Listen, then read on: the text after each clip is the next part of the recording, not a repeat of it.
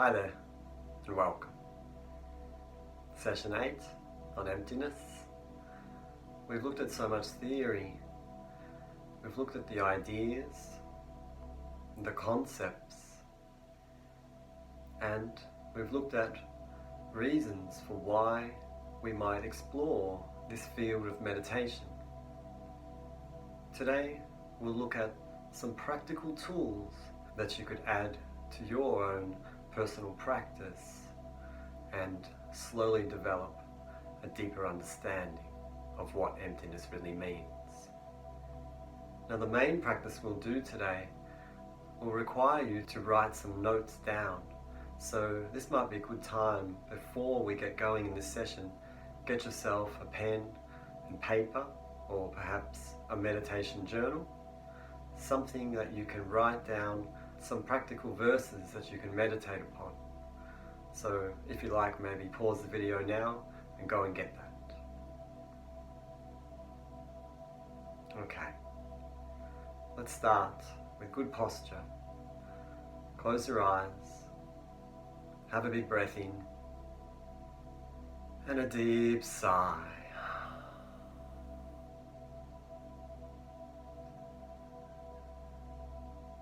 Just get a sense of how you're feeling right now.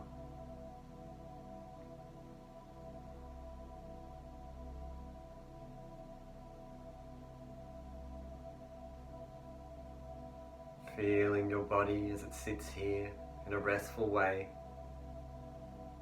with a resting breath.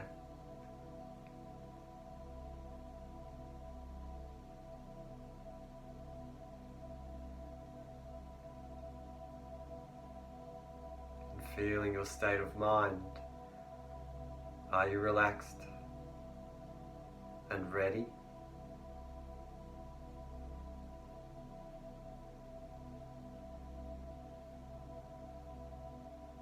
Feel the breath now moving through the nostrils gently, softly, slowly.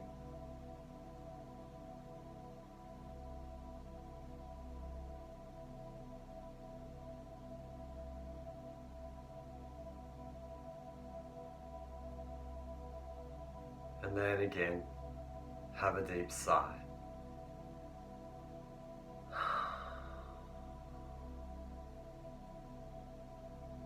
Open your eyes. Okay, so the first practical tool that you could use to realize emptiness is a special yoga breathing technique called square breathing. Square breathing is designed to unlock the mind. So if you do it every day for a few years, you should find that your mind opens significantly. You start understanding more advanced teachings in ways that you did not understand before. Now, square breathing is, as it's described, a square has 4 equal sides. Now, the 4 sides of the breath that we'll work with here are breathe in, hold full, breathe out, hold empty. And because it's a square, that means that we have 4 equal sides. So you have to count. So when you do the breathing, you'll have 4 even sides. Let's just say you breathe in for 6 counts, then hold full for 6 counts, then breathe out for 6 counts, then hold empty for 6 counts. The key is that all 4 sides are of equal duration. Okay, so make sure it's a comfortable number that you've chosen so you can relax completely and allow your mind to open. If you're struggling with this breath, then your numbers are too high. All through the nose, the slower the better. Let's have a few minutes now in this relaxing practice. You don't need to concentrate really hard. In fact, it's better to just let your mind go and let the practice open you up from within.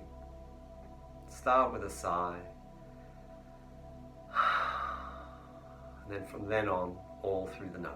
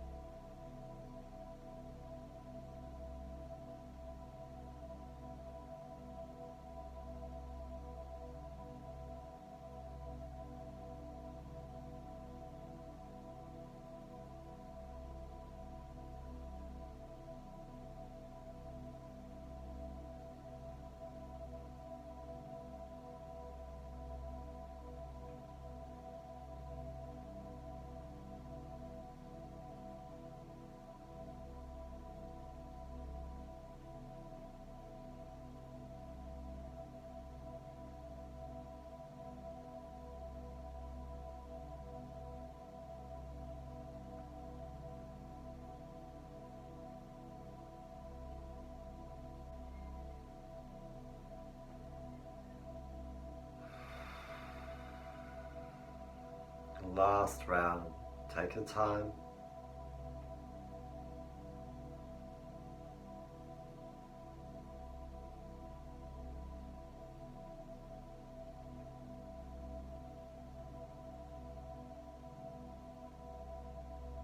When you're finished, have a deep sigh.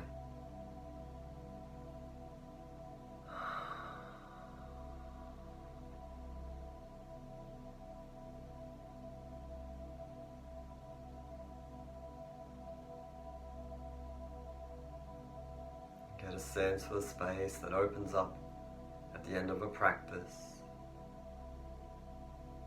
as you become restful again.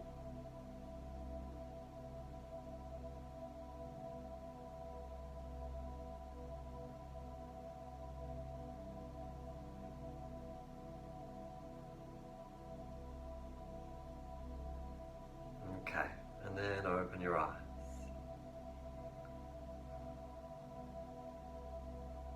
That practice is very effective. Ideally, you do it for 20 minutes in a relaxed way, and then lie down and have a 5 to 10 minute rest at the end. That would make it a proper approach to the breathing. And if you took the time to do that every day, through the weeks, through the months, you would start to notice that you are opening.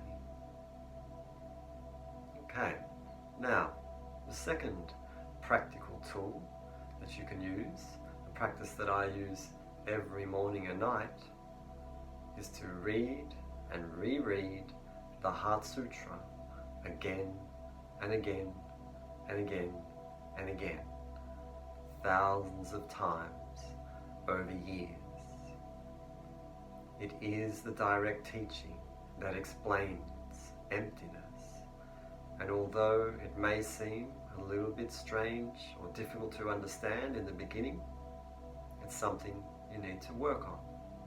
So for example, if you did square breathing for 5 or 10 minutes, then read the Heart Sutra and you did that every day, now we're getting somewhere. Remember, as your mind starts to change, you will start to see things in the Heart Sutra that you didn't recognize before. So, get yourself a book, study it, learn, and trust yourself to absorb the insights over time. Okay, have another deep sigh. So now, we're going to look at a practice that I put together for myself. I built it as my own emptiness practice, and I've been using it morning and night now for quite a long time, and I find it so helpful. So please grab your pen and paper. We want to have a bit of room in this paper so you can spread out the different things I'm going to get you to write. Now, what we will do is look at 5 different verses that I have taken from all the different teachings on emptiness that I have learned, and then we'll apply them to 5 different subjects. Okay, just hang in there. So, let's look at the 5 subjects first. Please write this down. Number 1, my mind. Number 2, I, capital I. Number 3, this body.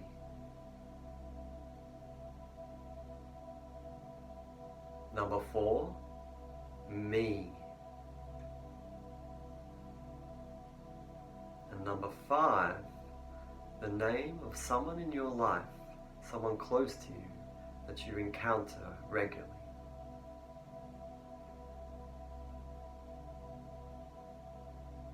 Okay, they are the 5 subjects. You might want to write that too.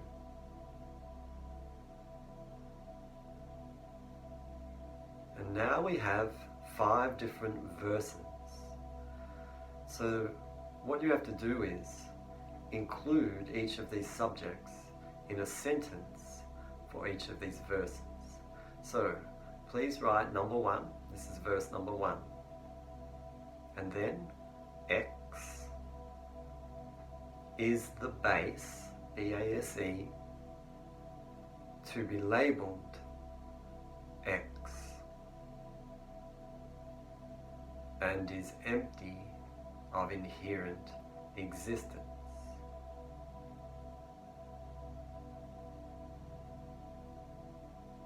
I'll repeat that. X is the base to be labelled X and is empty of inherent existence. So what that means is you will say, my mind is the base to be labelled my mind and is empty of inherent existence. I is the base to be labelled I and is empty of inherent existence. Then we have this body is the base to be labelled this body and is empty of inherent existence. Hopefully that makes sense. You do that for all 5. Now, please write the second verse. So number 2, X is merely imputed by thought. I-M-P-U-T-E-D, imputed by thought, and is boundless as space.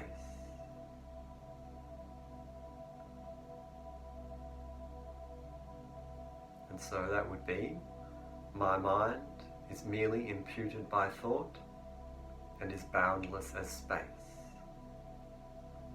And you do that for each of the 5 subjects, including that friend that you've chosen as the 5th one. Now, the third verse. X is dependent arising and not self-instituting. Not self-instituting. It is dependent upon a base and being labelled X.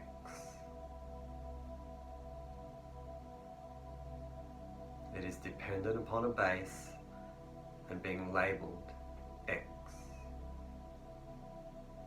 So that would go, my mind is dependent arising and not self-instituting. It is dependent upon a base and labelled my mind. Do that for each of the 5 subjects. Now, verse number 4. My truly existent X is the object to be refuted. Is the object to be refuted. So that would go, my truly existent mind is the object to be refuted. The truly existent I is the object to be refuted. This truly existent body is the object to be refuted. This truly existent me is the object to be refuted. And then the same for your friend. And now the final verse, number 5. X is empty of inherent existence and is boundless as space. X is empty of inherent existence and is boundless as space. For example, my mind is empty of inherent existence and is boundless as space. Okay, that's the 5. Please put your pen and paper down now. Come back to good posture. Close your eyes. Have a deep sigh.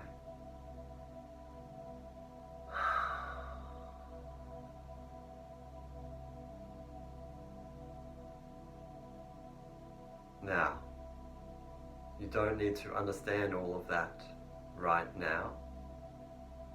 You're just going to have to tackle it. In the previous sessions, we have looked at all of this language, these ideas. I've given you explanations, and you may need to go back through these videos. In fact, that would be a very good idea. Go back to part 1 again of this Emptiness series. And then you will recognize these 5 verses. And then do the work. It's as simple as that. Those 5 verses with those 5 subjects are 25 lines, a practical set for mind training. The mind training works by you engaging with the ideas, investigating them, learning about them, and most of all, deepening your understanding of what this all feels like. Remember, this is about subtle awareness. Have a sigh.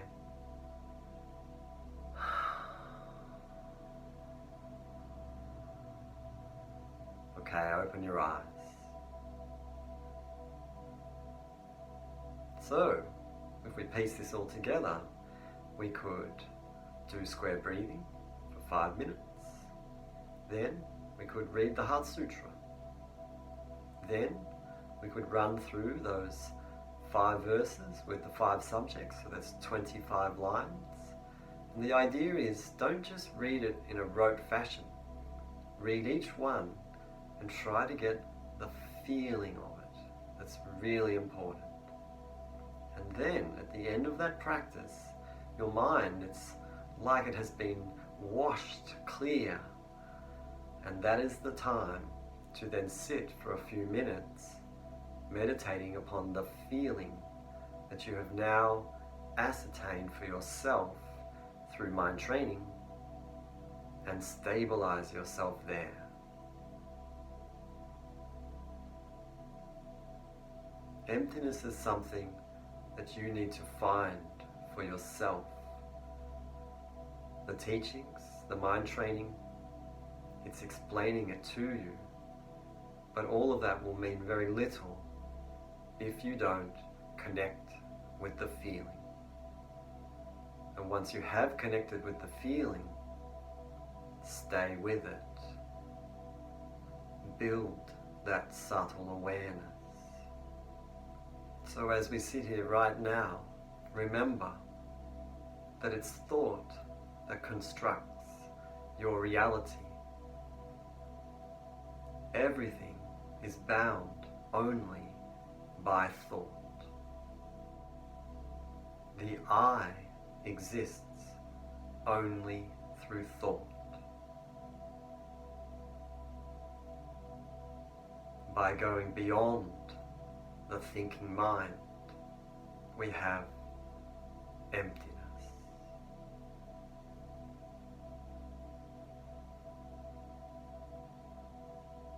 Try to feel it around you right now.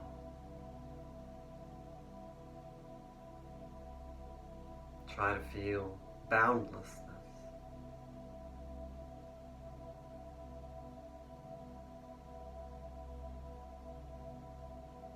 Feel yourself, including your body, as completely free of construct or concept.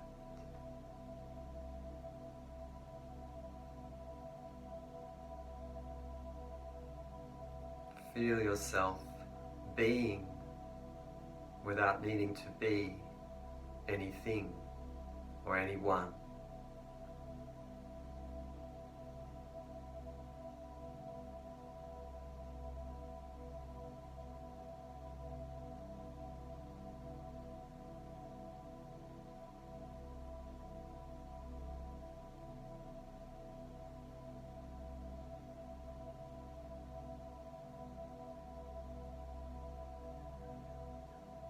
And then, in your own time, every day, practice this awareness more and more.